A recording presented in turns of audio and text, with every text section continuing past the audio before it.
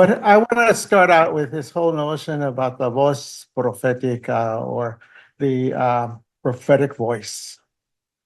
Voz profética is a concept that says that we break through what is normal and ordinary in order to have a larger impact into the communities, into our evangelization programs, into the experience that the church and the people of God have, and that they didn't have before. How did Holy Cross Province have a relationship with the Spanish-speaking community? We've had a relationship for a long time through ministry and some of the people that used to have parish missions in Spanish and retreats, etc. And also some Passionists that had gone to Tijuana to establish a mission there. But was a different movement that started to emerge in 1974, I think, or 75. Holy Cross Province had a chapter, and in that chapter, those at chapter made a recommendation to the provincial and to leadership. And that recommendation was that we would commit to a more newer ministry that would address Hispanics, Spanish-speaking people. And out of that recommendation, the provincial, Father Paul Boyle at the time, established a house in San Antonio, Texas. But that institutionally started our commitment to the Spanish-speaking community, because out of that house, we were able to develop a 3-month bilingual mission that addressed not only the Spanish-speaking community, but the English-speaking community as well, with bilingual materials. This voice prophetica really moved us in circles that the province itself had not been involved in. One was the social justice dimension of Church of the United States. One of the people that was central to that social justice prophecy, prophetic stance was Cesar Chavez. Cesar Chavez stayed at our house in San Antonio, Texas twice. And the last time he stayed, I was there at that time. And the last time Cesar Chavez stayed, I asked him to say a greeting to me. And there is a picture of one of the that I sent to you and that. When he finally came in from giving his talk, I asked him rather, what can I do? And he came in like at 11:30, close to midnight. And I asked him, what can I do? And he said, I would like to have Eucharist Mass. And his first talk was about 5:30. So it was a very short night. Both times he was there, he asked for Mass. And we had a Mass because he wanted to receive communion before he went out to do his lobbying for the farm workers and the workers. So our relationship with the social movements, though it was small, but I think it was powerful.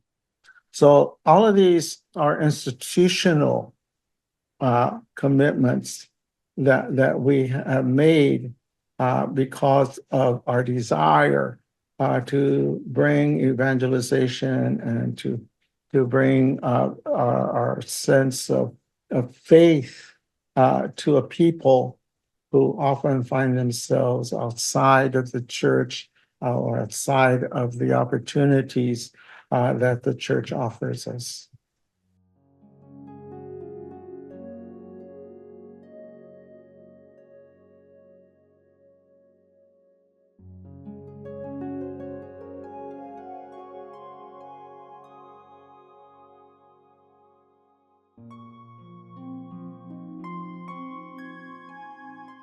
Well, hello everyone, and it's a pleasure and a great honor to be with you here today and share a little of my story of my involvement with Hispanic ministry, especially having to do with migrants and also the development of the spiritual direction program.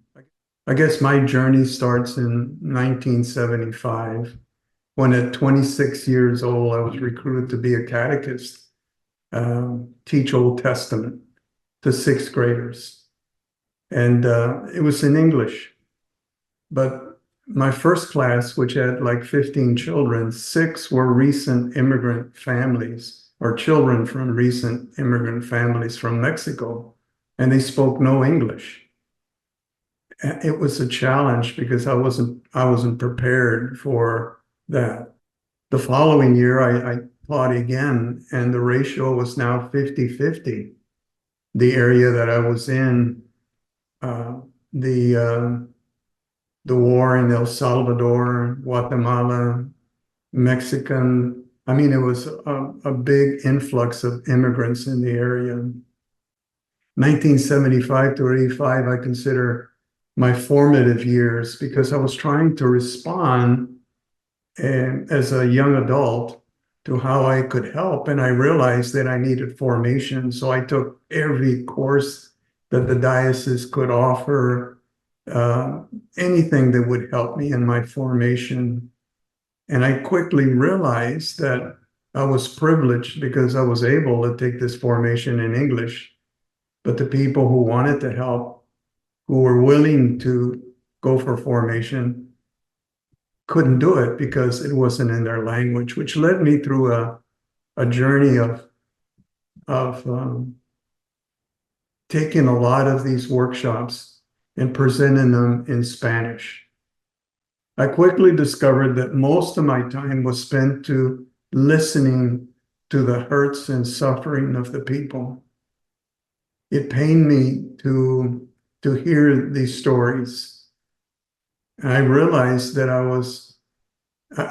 now that I was seeing the crucified of today, of having to go through so much in the relationship with their spouse, problems with their children, the challenges of not having documents to work, really the crucified of today.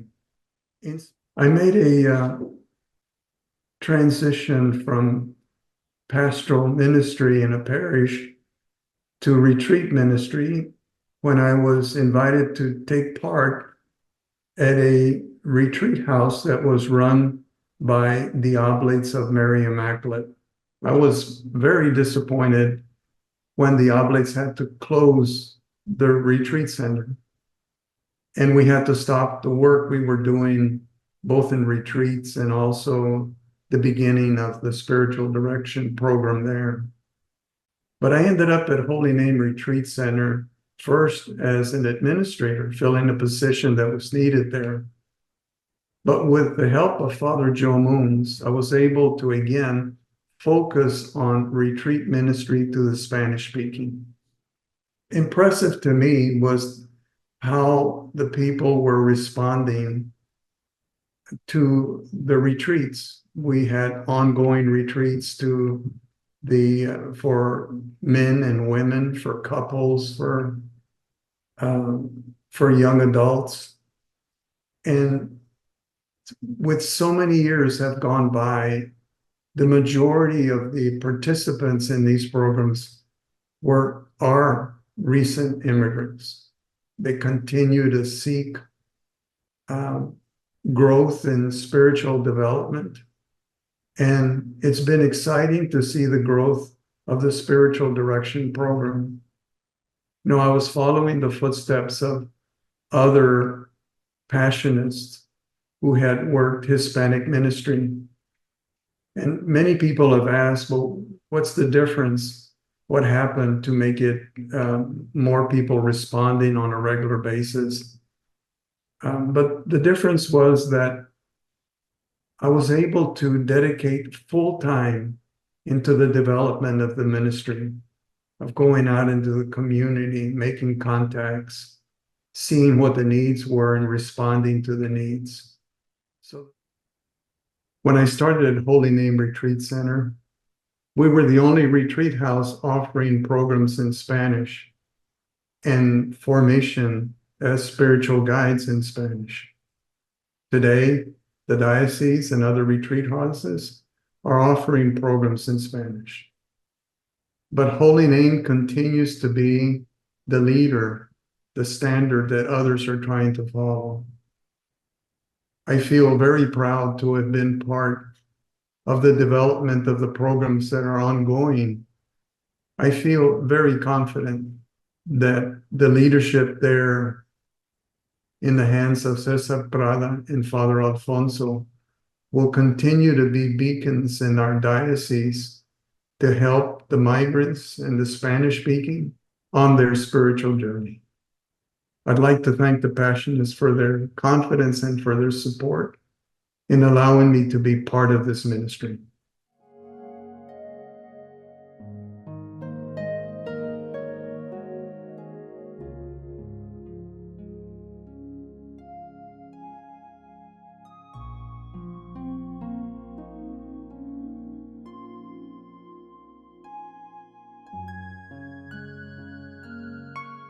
Honored to have a few minutes to reflect on and to speak about my own experience of this journey uh, with migrants, for migrants in our world, in the on the continent, and certainly something I experience here in our Canadian context, but for the purposes of my work with the Passionist Solidarity Network, obviously more speaking about the American context. The first thing that strikes me is migration clearly knows no borders. I'm reminded as I learn more about my own family's history, my grandfather's emigration from Sicily in 1927, my dad's emigration in 1950, the stories of both of them of how unwelcome they felt in a new culture where they didn't know the language and in a new place, and certainly coming into a climate that was slightly different from the one they knew in southern Sicily. However, today the realities are different, and while they were in a place where they were looking for a better life, more employment opportunities, today so many of the people we meet and hear about are on the move out of a desire, a need for sheer survival. It's the climate crisis that has changed the landscape of their homes. It's war that has driven them out of their towns and cities, the places they've known perhaps for generations as their country, their identity. And then, of course, the harrowing experiences that many of them go through on that journey itself, only to find themselves in a new place where they are up against significant roadblocks and are unwelcome. So the first piece I would highlight is my encounter with Jim O'Shea in New York at the first intercouncil meeting that I was asked to facilitate in February of 23, and meeting the Venezuelan migrant young men who were there, living there, working there, and hearing some of their stories. It was my first introduction to the reality of the Darien Gap. I really, it's incredible that you can be in your 60s and think you know what's happening in the world and yet not have ever heard of a place. And that was something I knew nothing about, not only the where the place was, but the realities of it and the challenges that men and women and children were facing as they tried to escape wherever they left and come into a new positive world. And so hearing some of those stories firsthand, I became very sensitized to to that struggle and to the needs for support. I was asked to work with the Holy Cross Province Migration Commission as it was established. That was a journey of learning, exploration. And one of the things we've been saying all along that journey has been let's not try to do the impossible. Let's work with the gifts we have right in our midst and put them to work for the people we encounter in our cities locally. And let's do step by step, and make positive inroads, because every success that we enable to happen will generate more success, more opportunity, more engagement from other people, and a broadening of the message that the gospel is for everyone. The gospel calls us to see every one of our brothers and sisters as a child of God. My experience in Agua Prieta put me closer to some of the realities in a very personal way, meeting families, meeting individuals who not only had been on this journey from South America into Mexico, but even moving within Mexico, and some of the challenges that those folks were facing. And of course, the deportation reality of people who had crossed without proper documentation and had been caught and sent back. And the desperation of an individual or a family who is stuck in the system of waiting and waiting and waiting, and then has an opportunity to cross into the United States without the proper documentation, without the process, and how tempting that is for them to try to make whatever inroads they can, and yet only to be sent back and have given up their entire life savings in the process. So desperate decisions that people are faced with day to day. And more recently, my experience in Guadalajara, Mexico, with the three provincial teams, meeting the leaders of the parish in Guadalajara, the Passionist Parish, hearing the story of how a parish that was about to close engaged in feeding the people who were at their doorstep, and how that inspired the people of the parish, the Passionist community, to step forward, and has created a whole new layer of very organized, committed, ever-growing response to the migrant need in that city, in that place. And that it's revitalized the Christian community of Our Lady of Perpetual Help Parish just by engaging in that ministry. There's so many stories around that have happened within our commission, and the local representatives of our group have brought them forward. I'm inspired by it. I come back to that principle of let's identify the gifts we have right in our midst. Let's use those, put those to work in whatever way we can to meet the needs of the people who are right at our doorstep, even when we don't always see them.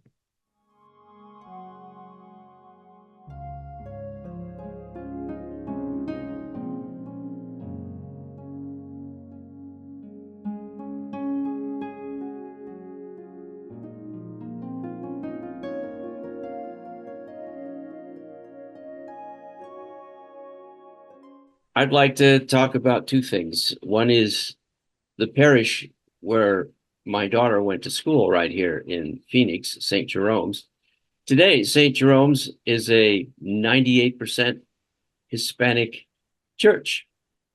It has more masses than most parishes. They just added another one because there are so many folks moving into the neighborhood. And every Sunday, Father Gary says, well, who's new? Who's here for the first time? And there's always three or four couples. I'm from Chiapas. I'm from Venezuela. I'm from Cuba. I'm from Los Angeles. Anyway, it's growing. It's very exciting. We are the third parish in the diocese to be dedicated to accompanying migrants when they arrive here. And so the main thing that we volunteer to do there is to be alongside these families, help them get their jobs, help them with their English, and so forth. I'm here in Phoenix, Arizona. There is no Passionist retreat house or anything else. And so I'm alone with about half a dozen other alumni who once upon a time took Passionist formation many years ago. And I had heard in one of our meetings that the province did have some work they were interested on the border. And so that interested me. So I looked it up. It turns out that there are some Passionist sisters on the border just across from Arizona, across from the town of Douglas. It's called Agua Prieta. And the sisters there have a school.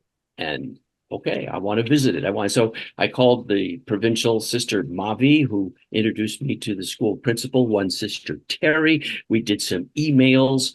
And what we found out was that they needed a few computers. And I said, okay, hey, how about if my wife and I and a few friends come on down and visit you? We went down there, and yes, they needed computers because the rains had destroyed the computer lab. But what Sister Terry didn't tell me was that all the roofs had also fallen in. I said, well, this school needs a little bit of help. And if that didn't give me enough convincing, what finally happened is the sisters took us into the home where they live, fed us this absolutely beautiful meal. And afterwards, we went into their little chapel. And I don't know, it must have been like lightning striking St. Paul, but there I was with a bunch of Sister Teresa's, just feeling everything I've ever felt about wanting to engage with works of mercy. So there it was. That was the beginning, visiting and the school, by the way, it's named Colegio Guadalupe Pasionista. It's a middle school, so everybody's between the age of 11 and 13 going to school there. But what's really interesting is, as I think back, is that she didn't really care about anything we could do for them or for the school. She was most concerned about the migrants, wanted me to visit the migrant centers there and show that they were preparing food for them and doing other things to assist the migrants. So that was her presumption about what I might most be interested in. And little do we know how big an issue that has become over the last half a dozen years. So that was the beginning. That was the beginning. All right, so the school has about 140 kids, and what the alumni organization got involved with here was to help them build a two-story building where the roofs were all brand new and wonderful. We delivered a whole bunch of computers, a whole bunch of desks. They got safety equipment, and then most recently, we got them a new van for transportation for the students because the old Ford Windstar just went kaput. There's values there. There's music, there's dance, there's serious study. And one of the most astounding events was to walk in there one time and hear a whole class of students singing, Soy Pasionista, I am a Passionist. Or what is special about this school? Well, it's on the border. It is a place where students really need protecting, and the parents beg the sisters to protect them. Protect them from what? Protect them from kidnappers, protect them from human traffickers, protect them from drug trafficking, and so forth. And so what the sisters do is they keep the students there all day from like 6 a.m. to 6 p.m. The work that the sisters give and what the other teachers volunteer for and what alumni do there is they stay over, usually for free, for no pay, and on a voluntary basis, teach the children the arts, everything from actual painting to music to dance and so forth, and protect the kids behind a wall while the sun is still up. And so the parents who work in local factories can then pick them up and take them home safely. And just to conclude here, I have to say, what's my personal interest besides having free education and learning to get my Spanish better? I feel I'm paying forward my education with the passion. It's just one of the greatest moments of my own life. As a matter of fact, I have right here for you to look at. This was the sign I had on my cassock when I was a seminarian back in the late 1950s. And everything I do there, I feel it, because it was one of the happiest times of my life and one of the most beneficial in my life. And I know when these students leave this school that they will be leaders in the communities. They will be examples in the communities, and they will take values from there for a lifetime for themselves and their children. That's my story.